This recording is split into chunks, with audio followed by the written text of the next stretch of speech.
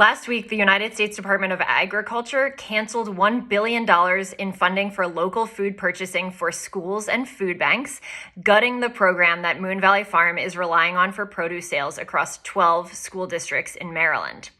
The program is a gateway for local farmers to grow for the institutions that feed our region's population every day of the year, increasing our markets and financial security as farmers.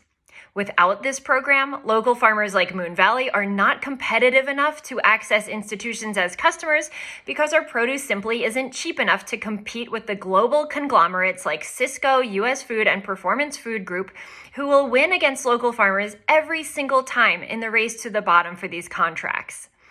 MSDE was approved for expanded funding for this project in the next fiscal year and had been working on plans with us to improve and grow the program and its impact for Maryland children when they received the news last week that the contract was canceled.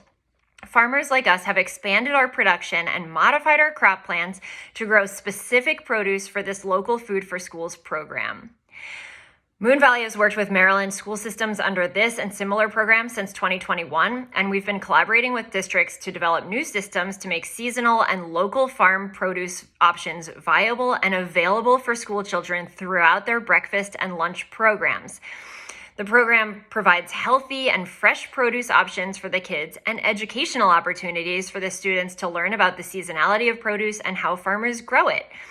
For example, next week, I'm headed into an elementary school to help promote and educate about the purple carrots we grew for the students, many of whom have never even seen a purple carrot before.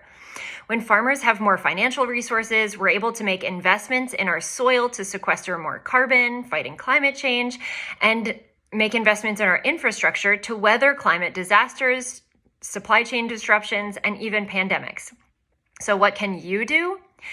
You can reach out to your representatives and let them know that you support the reinstatement of the local Food for Schools Cooperative Agreement Program.